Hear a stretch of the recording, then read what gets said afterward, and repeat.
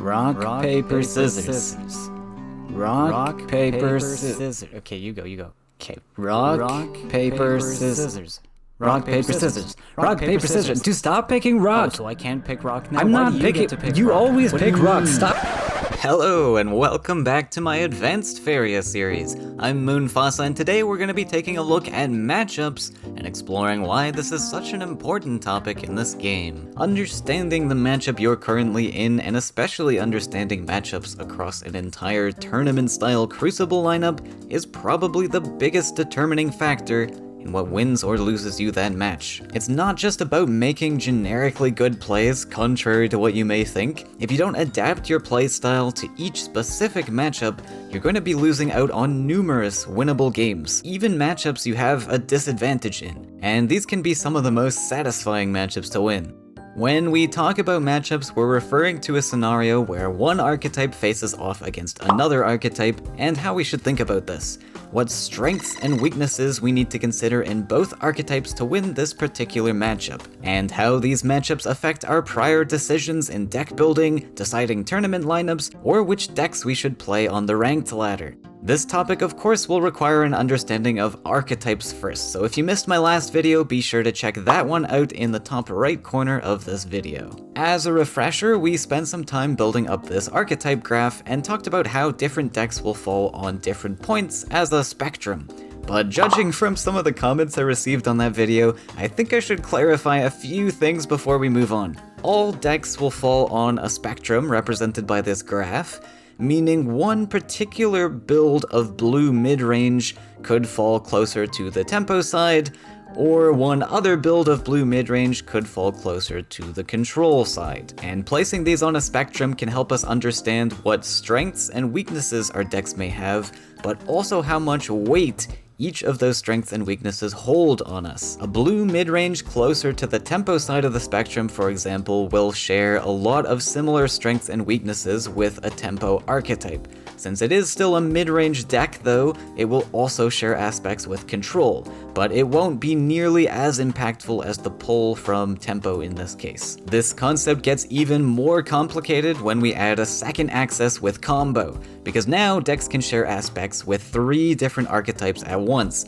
This tempo mid-range archetype we've been using as an example can now move up and down on the combo spectrum as well, which as we discussed involves building up some combination of cards or other game elements as part of combo's overall strategy.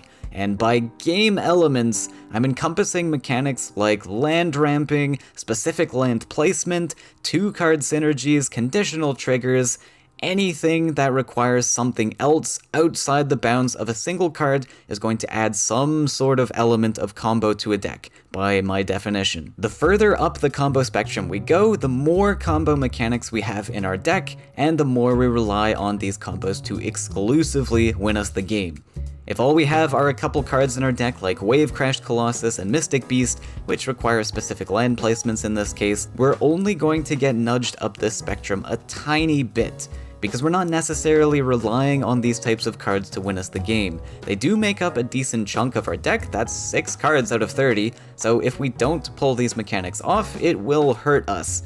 But we can still hopefully fall back on the rest of our deck as a plan B, unlike a pure combo list which won't have this option at all. The same goes for these decks that lean towards the control side of the spectrum, like slower Salamander lists, Green-Yellow Sacrifice, Dreamreaver, and other greedier land ramp decks. I mentioned that I didn't like classifying these as a pure control archetype because they're not really controlling the board, and I may not have been clear about this in my last video, but adding a combo element to the graph was meant to relieve that dependence on calling these control. If you played Faeria back in its heyday, you would have heard all the players back then calling these archetypes I listed as control, and the reason was because those archetypes play a very slow, defensive game plan to try to stall their opponent until they had built up this incredibly powerful late game value in the form of cards like Soul Eater or Dreamreaver. At this stage in the game, you've overwhelmed your opponent with this value, and now you're in complete control over the flow of the match. But this definition of control from the old Faeria community was pretty confusing to me when I first joined the game back in 2017. Like many of you probably watching, I was used to games more like MTG, which had a very clear focus on removal as the control archetype's game plan. And decks like that of course do have an efficient late game win condition as well, but there is a pretty big distinction there on how this sort of archetype, such as red control, let's say in Faeria, operates with a million removal tools, as opposed to an archetype like green-yellow sack, which really only has access to cards like Wind Soldier, which is only playable when your opponent gets too close. As we'll talk about later in this video, analyzing the strengths and weaknesses of an archetype is really important when deciding how to fight it. So I wanted to make that clear distinction in archetypes that aim to stall until the late game for their value using a mixture of big stats and maybe the odd removal tool, and archetypes that can start removal lines from the very first few turns of the match, even if they may have a similar late game win condition and pacing. We should have two different names for these types of archetypes, like control versus greed or something, because even grouping all the outliers into one encompassing words, combo, is not really distinct enough. This graph would ideally have several other axes to properly classify each archetype into its own distinct path. But that's way too complicated for the scope of these videos, and at the end of the day, these are just definitions to help us understand and analyze the game better. They really have no bearing on our skills in the game as long as we realize the strengths and weaknesses that can differ between different builds of decks. But now with all of that out of the way, let's talk about how we can use this knowledge in our matchups. As I said earlier, understanding matchups is often the biggest determining factor in whether you win or lose a match. Even if you don't understand them, matchups have a huge pull on the outcome of a match, and that's because archetypes in Faeria have this sort of rock, paper, scissors dynamic, where a deck like mono green is really strong when fighting a mono red deck. Mono red is generally strong into yellow flyers, and yellow flyers is strong into mono green. There's obviously a ton more archetypes that exist than these three, and each one is going to be strong against some archetypes and weak to others. But this happens because, as we talked about in the last video, decks need to be built towards just one game plan most of the time to even be considered good in the competitive scene, which will naturally cause a deck to be quite good into certain matchups, but quite poor into others. But just because one archetype may be strong against another, that doesn't mean you should give up entirely. Matchups inherently have a large say in who wins a match, but understanding that matchup and applying that understanding can boost your win percentage by a lot. No archetype in the game has a 100% win rate against any other particular archetype, at least if you're pitting two experienced players against each other. It's impossible, largely because this is a card game, so some amount of luck is involved, but there is also a deep layer of skill involved in how a particular matchup is piloted by the players and how much information the players have on each other's decks. We'll touch more on that later, but all of these factors are considered when we talk about a certain matchup. In a competitive space, we usually describe matchups by saying this is a 60-40 matchup, or a 90-10, or 50-50 to generally gauge how much favor one archetype may have over another. For example, a mirror match between two yellow flyers lists is a 50-50, because no player is more favored than the other. On the other hand, a mono-green Beastmaster list fighting a modern red combat will usually be described as a 90-10 matchup. The green list is favored with a 90% win rate because of how devastating big stats can be for a red list to deal with. Now this is just a general gauge we use after playtesting those specific matchups several times, but there are a lot of factors to consider that only make this percentage true if the players are making the optimal plays each turn. And optimal plays can mostly be unanimously agreed upon, but there is also hidden hand and deck information to consider, and decks are often not even built exactly the same, which will slightly affect that matchup percentage as well. So this 90-10 evaluation should really be taken with some tolerance. Much is unknown to the players during an actual match, and players can also just make mistakes if they're having an off day. But obviously we don't have the time or care to test every possible matchup for each new deck we build. So how can we make this percentage evaluation on the fly? And that's where we need to recognize the strengths and weaknesses of each archetype, and also the strengths and weaknesses that individual card choices have on that archetype. The easiest way to analyze this is by looking at the vague game plan that an archetype may have. So let's talk about the 5 general archetypes we looked at in the last video.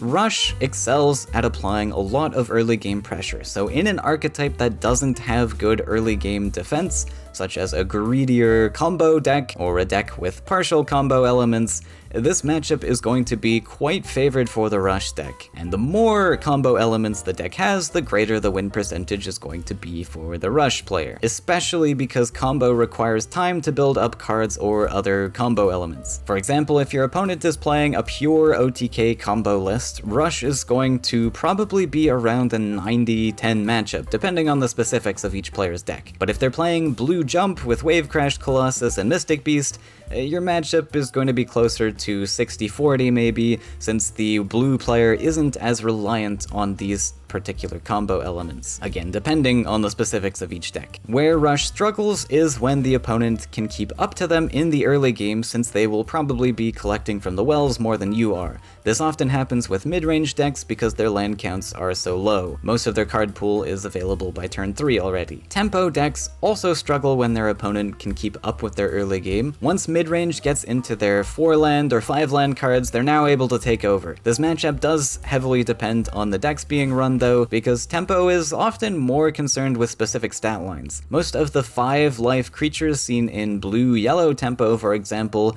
will get hard countered by the efficient 5-attack stat lines in yellow flyers. But a deck like mono-red Combat may struggle a tiny bit more because their early stat lines are weaker than the Tempo creatures. Combat versus most Tempo lists, I would say, is about a 50-50, depending on how the decks are built. Since Combat is a mid-range list, they will be getting access to their entire card pool by turn 3 or 4, and they have a lot of tricks that they can pull to win that matchup. Slower lists that Tempo can beat out the stat lines of in the early game are where Tempo will really shine. This usually makes them pretty solid into slow, control, or combo decks, since their creatures are bulky enough to resist popular removal cards and fight the small collectors those archetypes may have. Control decks are good into some forms of mid-range, and even some forms of Rush, depending on the stat lines. Control is a slower style of deck, but they generally have lots of early game removal tools. If it's more of a red control,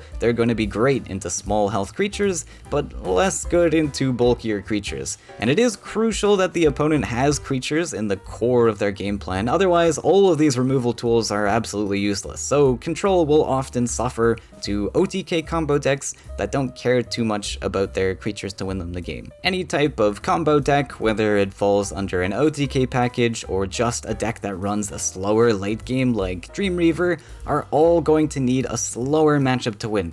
This might include Control if your early game creatures can resist the removal tools, or it might include a slower mid-range list that isn't going to pressure you too early. If the combo deck is less about OTK and more about pure greed, for example a green ramp deck ramping to Tree of Everlife, this can have a great matchup into other greed archetypes, where the greedier player is going to be rewarded the most in this matchup, since both players are giving each other all the time in the world to build up their strategies. Mid-range, as we discussed last time, is the most flexible of the archetypes, so gauging strengths and weaknesses here becomes pretty dependent on how it's built.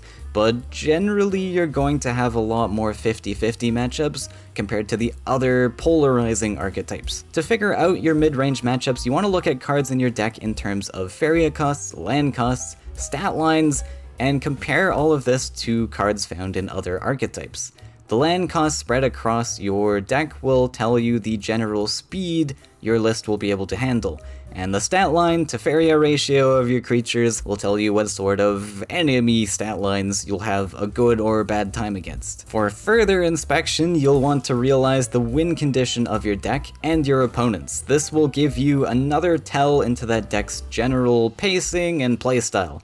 A win condition can be a specific card like Firebringer or Windstorm Colossus. These cards require you to build up some sort of goal over the course of the game and get something really powerful once you've achieved that goal. Or it can also be just a general game plan like burning you to death. But remember, these are all just general archetypes that I just talked about. It's useful to think about strengths and weaknesses on this broad spectrum, but we can't forget that archetypes actually get much more specific than this. And with this specificity, our strengths and weaknesses too will become slightly more refined. Burn, Swarm, Greed, Yellow Flyers, Mono Green, Blue Jump, even if these may fall under mid-range, control, whatever, all of these are more refined archetypes that have varying levels of strengths and weaknesses to all the other specific archetypes. Now there are hundreds of different archetypes, so I'm not going to talk about them all, but I'll mention a few archetypes in the current meta just to strengthen this idea of matchups for you. If you're watching this far in the future, hi, hello, I'm glad to see Faeria still exists. I'm trying to future-proof most of this series, but some of these archetypes may have been changed since the time of releasing this video, so this section may be a little outdated. We'll see. But okay, let's quick fire these. Yellow Flyers, excellent into any form of mono green since mono green doesn't have access to small damage removal like Soul Drain, Cypher's Wrath, or even the mobile Battletoads. So Flyers gets to stomp their expensive stat lines with efficient 3-cost 5 damage creatures along with all their mobility tools, not to mention the existence of Last Nightmare. Mono green, as we mentioned earlier, is excellent into mono red since big stats are difficult to deal with when red only has small damage numbers. Another plus is that these big stat lines get to one-shot combat creatures, preventing them from triggering multiple times. Mono red is generally decent into Yellow Flyers because they have access to small damage removal for the small HP Flyers. This is often the counter you want to bring into that matchup, though it's not going to be as devastating as yellow into green or green into red. Mono blue is pretty good into mono green since they have Transform and Humbling Vision to drop down the big stat lines, and blue's mobility lets them jump around the slow green creatures and take trades on their own terms. Pretty decent matchup here. Flyers into standard blue jump or even a more tempo-oriented jump is pretty favored for the Flyers. This does depend on how the blue list is built, but if they're running a lot of bulky cards like Triton Warrior and Tide Lord, yellow is going to have a field day on them with all their efficient attack stats. If the blue list is built more swarmy though, and includes some of the 7s package like Gabrian Warden, this matchup can actually be slightly favored for the blue player. Now Swarm lists can come in all shapes and sizes. Swarm as a concept is generally good into yellow Flyers since the efficient attack stats aren't going to matter, but multiple smaller creatures will be able to take out the Flyers efficiently while still having leftover collectors. Swarm then gets countered by mono red combat since all the small bodies provide multiple targets for combat hits to trigger multiple times. That paired with red's AoE removal snuffs out the oxygen our greedy swarm creatures need. Okay, I think that's enough. I think you get the idea now that there are tons of archetypes out there, each with varying strengths and weaknesses. But now let's talk about improving our matchup tables. Because remember, I said we don't have to give up on our weak matchups. If we feel the need, we can try to make those poor matchups a little easier on ourselves, or push 50-50 matchups over the edge in our favor. I know I haven't covered deck building yet in this series. I have an entire video planned for that in the future, but I want to give you some strategies on how to improve your matchups in deck building. You may have noticed if you watch my tournament streams, twitch.tv/moonfasa, your one-stop shop for Faeria esports and mind-blowing commentary from yours truly, such as Bamps Our Place. In these tournaments, you may have noticed the top competitive players sometimes have slightly different cards being run in their decks, even though they're playing the same archetypes. And this game hasn't had an update in over 3 years. Pretty much all archetypes are fully fleshed out by now by the best brains in the business. And these are all great players in the game right now. So why aren't all Yellow Flyers lists built the exact same? And this is due to players wanting to counter or improve certain matchups with their decks. Every matchup requires a different set of tools, and it's up to the player to decide which matchups they want to pay attention to with their deck list and which cards to swap out for those particular matchups. Yellow Flyers, which is traditionally weak to Swarm archetypes, can improve that matchup slightly by adding in a tech card like Azurai, but this will consequently alter and potentially harm your other matchups. Azurai, for example, will improve your Swarm matchup, but now it's going to make your Mirror matchup a little worse. You really don't want to play a 10 Faeria creature into this matchup when it's so easily killed with 2 cheaper flying creatures, even with Azurai's debuff. You may find an opportunity to play it, but more than likely when you draw this card is going to be a dead draw, and your opponent is now going to have that 1 card advantage over you. So as you can see, you have to put a bit more thought into your card choices when thinking about countering certain archetypes. You may find Swarm to be particularly annoying to fight as Yellow Flyers, so Azurai would be great. But also don't pull the trigger too soon. We can be smart about this decision, because if we queue into ladder with our high and mighty Azurai deck saying mean and hurtful things about Swarm, like calling them trash or something, we might just scare them off of ladder entirely. Or maybe we don't even queue into Swarm in the first place. Now we've needlessly put ourselves through other risky matchups by rushing into this decision. So let's take a deep breath, step back, and overanalyze the hell out of this simple choice, like I do with my relationships.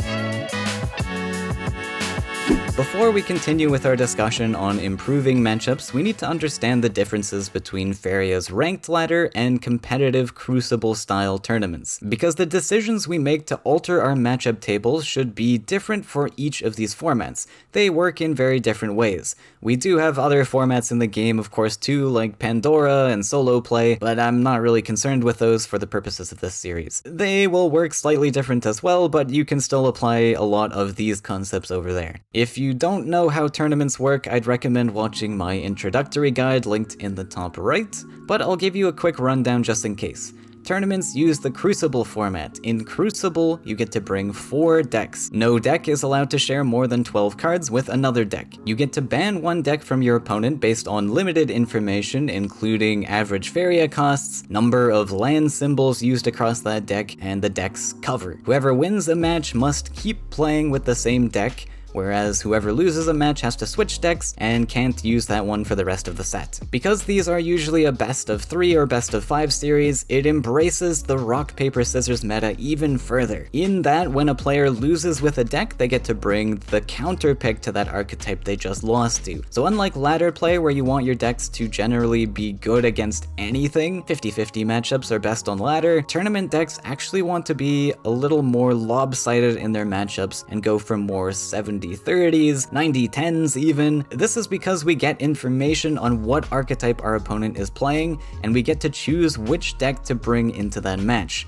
So if we have a more specialized list, we have a greater chance of beating the selected matchup. This is a great way to think about tournament lineups so that we can cover the weaknesses of one or more of our decks with a different deck, instead of diluting an entire list with niche counter cards. I don't want to get too detailed about tournament lineups in this video, that's a topic for another time, but considering matchups is probably the most important part of deck building for a tournament. Many experienced players don't even realize this, but the banning, picking, and counter-picking stages in a tournament are a lot more impactful on the outcome of a series than you may give it credit for. So thinking about each of your matchups for each deck you want to bring in a tournament is where I would spend most of my focus. If you are really serious about getting into the competitive scene, a great way to learn is by copying other players' lists. A lot of people find this dishonorable or something, but this is how any competitive scene in gaming, sports, or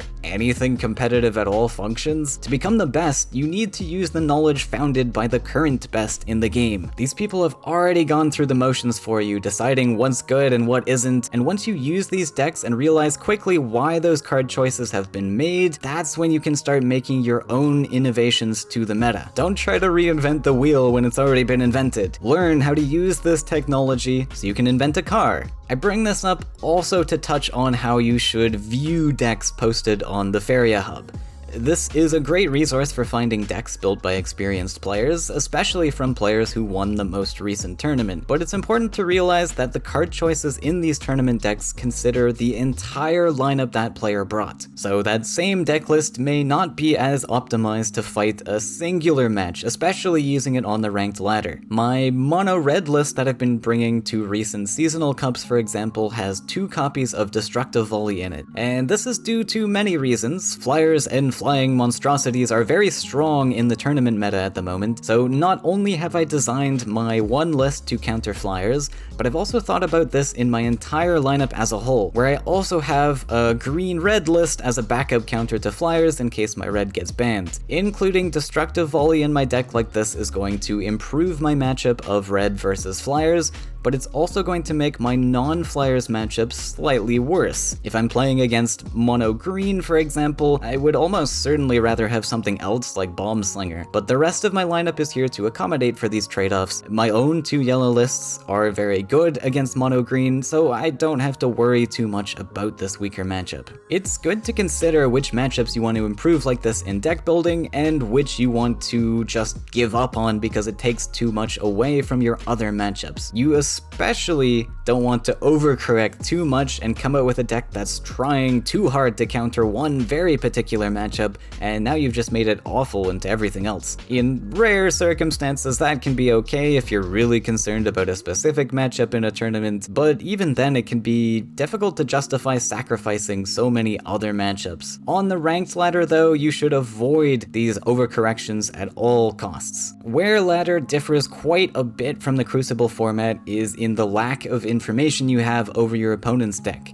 And you only get 1 deck as opposed to 4 of them, so your ladder list should be designed to fight as many matchups as possible. Building one with as many 50-50 matchups as you can squeeze in is often best because it's impossible to bring something that's good against everything. The more strengths your deck has, the more weaknesses it also has. So having a more generalized list will improve your win rates overall, and that means teching in cards that boost your weak matchups even though it may weaken your good matchups. Now, unlike a tournament deck where we often want to give up on a super poor matchup, we don't really have this luxury on ladder because if we lose, then we lose. We don't get a second shot at salvaging that lost elo. So as a mono red player, we probably should be thinking about our mono green matchup, even though this is awful to play into. Cards like Bomb Slinger can be a great bring into ladder for this reason, because this is a pretty solid 8 damage against green's big stats and lack of cheap removal. Typically in a tournament setting, I wouldn't want to run this card because it makes my yellow matchups weaker due to the existence of Spirit Theft, Vulture, and Soul Drain, and in a tournament I want my red deck to be as favored as possible into yellow, so I know for sure I have a good counter. This is the reason I rated green into red earlier as such a devastating matchup, because top level players don't really run cards like Bomb Slinger in tournaments anymore,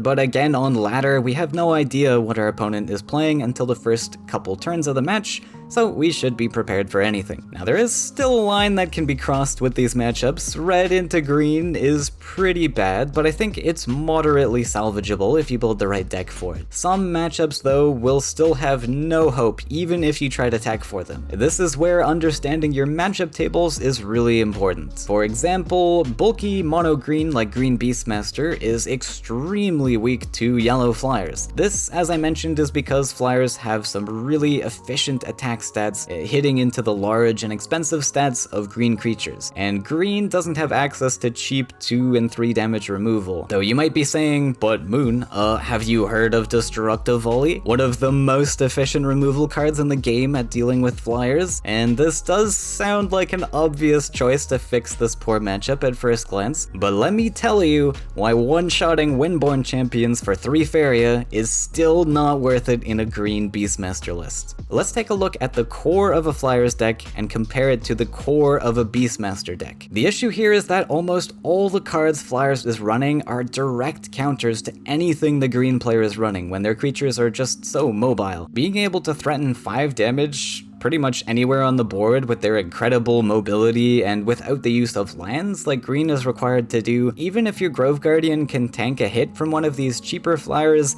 you still spent 5 on that Guardian and the opponent only spent 3. And then they can spend an extra 1 for Spirit Theft, or at worst, trade evenly with a Soul Drain. Your best card in this matchup is Therian Golem, which takes 2 5 attackers to take down, but this is such a late game piece, and not even that bad to take down for a 5-land card. Now on ladder, since your opponent isn't expecting it, a well-timed Destructive Volley might allow you to monopolize on your opponent's overcommitment, or mistake, or lack of luck, and hey, now you've saved yourself some elo. But because the rest of your list is so awful into the Flyers list, you're probably already going to be in a hole from the earlier turns in the match, so Volley is not going to bring you back ahead most of the time. Adding these Destructive Volleys might help you win an extra 5% of the time, but you're making your other matchups worse in the process. You really don't want to lose your matchup versus Mono Red, which is heavily favored for green, because of a dead draw into a 3 Faeria 2 damage card. That would be embarrassing. The only card I would consider adding for the Flyers matchup is Barradeen, since this can boost a lot of your 5 life creatures into the 6 life threshold, but Barradeen is often already being run in Beastmaster anyways, and this is only for a slower green value deck like Beastmaster. There are other builds of green that do slightly better into Flyers, so Volley might be a more reasonable pick into other lists. But having said all this, that 5% boost in the Beastmaster deck from Volley might still sound appealing to you if you're really hard set on playing green and the ladder is just swarming with Flyers. I know how dedicated the mono green community is, but usually it's just better to switch decks in this case. This is where reading the ladder meta specifically can be really helpful. Meta is all the popular archetypes that people are playing. Usually this refers to the strongest decks that exist actually, but sometimes we use this word just to define what people feel like playing in the moment. The ladder meta is tricky to pin down because most people don't like playing the same decks all the time. It's a place filled with experimentation and wonder, so the ladder meta is going to be constantly changing day by day and even hour by hour. So as you play, try to keep track of the different archetypes you're facing and use the appropriate counter deck. It can be tough to predict what archetypes you're going to queue into, and most people don't really care, but if you're absolutely wanting to maximize efficiency on ladder, you should realistically be changing what deck you play anytime you notice a shift in the current ladder meta. As I said earlier with win percentages, these are only accurate if we make the most optimal plays. But the most optimal plays will not always be identical for every matchup. We have to change up our game plan when fighting matchups we're strong against, and when we're fighting matchups we're weak against. When you queue into a match, the first couple turns are going to be really important to pay attention to. Because we don't usually know what archetype our opponent is playing on ladder, we don't know yet how to counter this archetype. The opening land placements your opponent makes are crucial to analyze for this reason. We'll talk more about this concept in a future video, but having the knowledge of your opponent's archetype and comparing the strengths and weaknesses to your own will help you decide how to pilot this matchup. The biggest thing to consider here is the late game. One player will often have a stronger late game than the other, solely based on what archetypes each player is using. This is something you need to recognize from your opponent and gauge how much better your opponent's late game will be than yours. If they have a much better late game, you need to push face hard, giving up some well collections in favor of closing out the game before your opponent gets to their late game pieces. If you have the much better late game, the best strategy is often to not go for your opponent's face at all, and instead try to stop your opponent from hitting you while collecting as much as possible from the wells to outvalue your opponent's desperation. Or you might gauge your opponent's late game to be somewhere in between these two extremes, which will make the correct strategy of play fall somewhere in between rushing and defending. I've talked about in the past how important well collections are, and that keeping your opponent's board clear because of this importance is a great rule of thumb to follow. And this is still true, but when to focus on collections is a lot more nuanced than simply saying you should always be concerned with them. This in-between space on the graph will give you an idea on how much you should actually value face hits more than collections. The further up the graph, the more urgency you need to have in your matchup, since your opponent's late game is just that much better than yours. But remember, most of the time your deck will be designed with Faeria wells in mind. Plainly put, it's going to have a higher average Faeria cost than a rush deck that's designed to avoid this back Faeria well. So there is a delicate balance to reach with how long you should stay collecting off this back well, and when you need to push all your resources forwards for the kill. Of course, depending on where that matchup lies on this graph. Sounds kind of like the tempo archetype I described last video, because this is essentially what you're doing. You're giving up full late game value in favor of a more tempo play, since you know the late game puts you at a disadvantage. And these subtle details in piloting a matchup, I believe, are the most difficult concept in the game to master. Even I haven't fully figured out timing my plays perfectly in each and every scenario, because there are infinite possibilities in decks, board states, and matchups. But understanding the concept of pacing, as we talked about in the last video, will help a little bit with this. In every matchup, there is one or maybe more windows of opportunity you have to change the pacing of the game in your favor. Pacing is not set in stone for either player, even if one archetype is described as fast and another one as slow. If something happens in the match that pushes one player ahead in Faeria, in board presence, or even card advantage, that suddenly might change who has the better late game, consequently changing the pacing of the overall match. Let's take this match from one of the open tournaments I participated in as a case study. Both me and my opponent are playing red decks, but where they differ is that Summerflame is playing a greedier 5 mountain deck with Bulgurion and Grappling Hook, whereas I am playing a faster mid-range with a lot of bargain tools to give me value,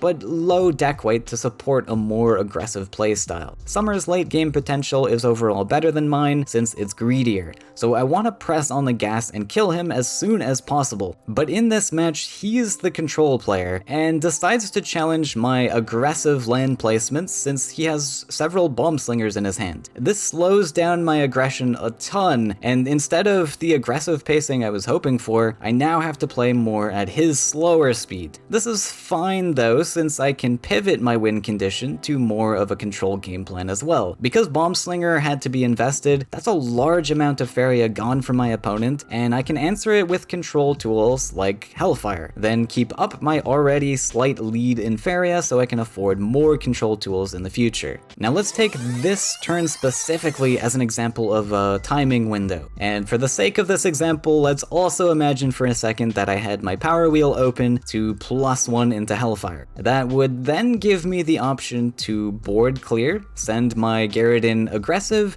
continuing with my aggro game plan. And this would be fantastic with the charge 2 on my Barradeen since he can both threaten face and the back Faeria well. But what if this were a slower creature like Rakoa Copter? I could still go aggressive with that Copter to support my aggressive desires, but since I'm so ahead on board during this turn, I should already win the late game as long as I keep my Faeria advantage going. So instead, the better play here would be to step in between the wells with the idea of double collecting on the following turn. By going for an aggressive play in this scenario, I give my opponent a chance to close the gap in the Faeria advantage that I've gained. I might end up winning by face damage anyways, but recognizing moments in the game where you can switch your game plan entirely and make it even more likely for you to win is a great way to push the boundaries of those matchup percentages. If my opponent's late game was way stronger than me though, such as if I knew they had giant Soul Eaters coming soon, the aggressive play might be a lot more appealing. So this decision is always going to be dynamically changing based on where you think the matchup may lie on this graph. Let's now take an example of when you might want to switch to a faster game plan based on the matchup. Mono red into mono green. Specifically, this is a mono red mid-range list tech to fight yellow flyers, as seen by Destructive Volley in my hand. My opponent is playing mono green Beastmaster, which already hard counters my deck, but the volleys are of course going to make that matchup even worse, dangerous. Now, red mid-range already has the capability of going pretty fast, but in this particular matchup, we need to push the speed even further and move to the tempo side of the speed spectrum. This is because of how devastating the Beastmaster list's late game is for us. Eventually, Mr. Nep over here is going to be able to dump 3 massive Tyrian golems at his face, and since my list is all about small damage numbers, I'm never going to be able to break through. My win condition here is to nab as many face hits as possible by giving up my back well spot, so all my resources are at his face. And once we enter the late game and he dumps these massive bodies, I'm hopefully going to have him at a low enough life total that I can use indirect damage like Flame Burst to finish the game. This also of course means I need to be very preservative of my Flame Bursts and not use them for board clears. Mr. Nep's win condition is going to be to prevent me from hitting his face by any means necessary, and maybe holding some of his healing tools just in case. By waiting until the late game, he will have all the stats in the world to push me back and make the slow march towards my face as I look on hopelessly. But with this tempo-like pressure I'm applying, this achieves 2 things. One is that by speeding up the pacing of the overall match, I limit the amount of time Mr. Nep has to draw into perfect answers to my cards. Late game Tyrian golems are one thing, but he also has the chance to draw into more specific answers like a buffed Grove Guardian into my Ground Shaker, or a Deepwood Stalker into my Horsemaster. I may also just get lucky draws while my opponent gets unlucky draws, but this is going to be less and less probable the more time goes on in the match. The second thing this pressure achieves is that it may force my opponent off of the wells from time to time in order to block face to prevent that win condition I mentioned of getting in as many face hits as possible. And giving up well collections like this is of course going to pull this slower paced green list towards the tempo archetype as well. And I mentioned in the last video that slower decks can jump an archetype and take tempo lines, but they will be worse at doing so than mid-range, which is much closer to tempo. So our strategy here is actually warping the state of the match ever so slightly more in our favor, where both players are now going for tempo lines, but the red list is a little better equipped for them. This is also the reason we go for this land placement over just rushing our opponent. From the graph, we can see that our deck is better at going for a tempo game plan rather than rush. And this is because our average Faeria count is going to be a little higher than a typical rush deck, and it'll have less tools to complement that archetype. Even though our goal is to leave this back Faeria well behind, we still get a few early collections off it to help fund the rest of our deck.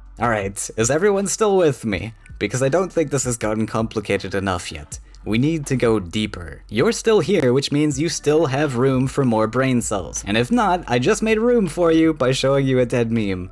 So we've decided to take a tempo stance on this matchup, jamming all our creatures in our opponent's face. But we can still be smart about this aggression, because our game plan, remember, is to smack face enough times that we can finish with our burn damage from Flame Burst and Cypher's Wrath. If we mindlessly drop all our creatures in face range, we may quickly lose our foothold on that top Faeria well. Sometimes we need to clear an enemy creature or two to make sure we're not losing Faeria advantage over our opponent, either because they're able to collect from both wells on a turn, or we give them an opportunity to full clear our well spot. So even though we're pressing this tempo game plan, we also need to be thinking about possible control lines that will complement this game plan. Now this is where it gets very tricky. If we invest too many of our resources into control, we won't have enough aggressive resources to close out the game. Aggressive resources in this case being creatures, burn damage, but also time. If we slow down the game too much, we lose to our opponent's late game, remember. But likewise, if we invest too many aggressive resources too early, we're gonna burn out and not have enough to finish the game. It's a very delicate balance that involves combining all these general archetypes we talked about together and understanding the strengths and weaknesses to each possible line we could take. And I want you to start thinking about this on a turn-by-turn basis now. No more general archetypes. Weigh in your mind how a control line might shift the game state on a particular turn, and how a tempo line would shift the game on that same turn. This also requires an understanding of what sort of archetype each individual card is capable of playing for. Mono red is one of the most flexible colors for these micro shifts in pacing and game plan, which is why it makes such a great example. Flame Burst can be used as a control tool, a tempo tool, or something similar to combo if you're using it as a lethal option in our mono green example. I'm not gonna cover every card obviously, but I will quickly touch on AoE cards as well, like Ground Shaker or Rakoacopter. These cards are often played as tempo cards because a lot of players see they have Faeria to spend, so they spend it. And this can be absolutely fine to play Copter into just one creature or Ground Shaker into a single creature. You definitely do get your money's worth, but in some matchups where your whole list is getting outvalued by stats, such as our mono green matchup once again, it can be good to hold your cards with the hope of getting more damage on your opponent's creatures. Holding in this way can represent extra free damage, which can help us find those missing numbers we need when taking our control lines. Now I told you that Beastmaster into red mid-range like this is about a 90-10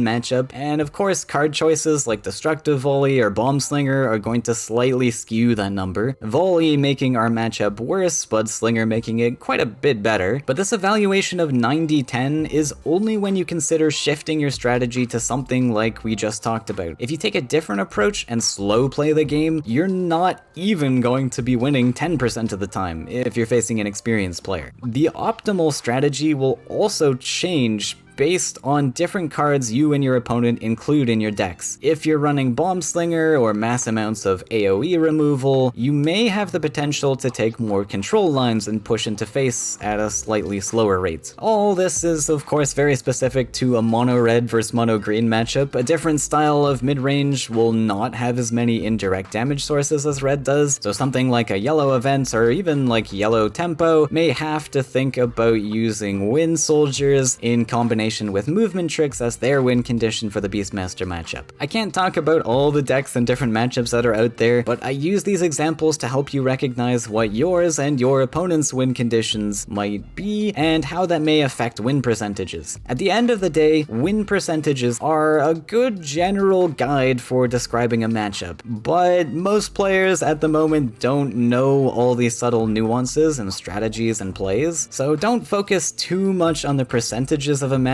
that might be favored 90% for your opponent, because there is so much to consider when piloting these games that for the majority of people right now, you will end up winning with the skills learned in this series rather than a simple evaluated percentage. As you can probably see by now, matchups are a pretty complex topic. There's a lot of prior knowledge you need in other topics such as land placement or resource management just to fully appreciate everything we talked about, which is why I often say I'll talk about this topic in a future video, but unfortunately the same can be said about most of the videos you're going to be seeing from this series. Every concept in high-level Faeria relies on other concepts to gain a full understanding of it, so I've mapped this series out in a way that I feel makes the most chronological sense, but if any of the discussion today seemed abstract to you, don't worry, I'm sure many others are behind you on that as well. As we delve deeper into these other topics, I'll be providing you with more and more of these puzzle pieces that will start clicking together, and by the end you'll all be big and strong with knowledge like Papa Vergerin. It's going to be a long journey, but I hope you'll stick with me until the end because I've got so much more to share. It's time to say bye for now, but I'll be back next time to analyze the backbone of Faeria's resource system and how we can use this to become better players.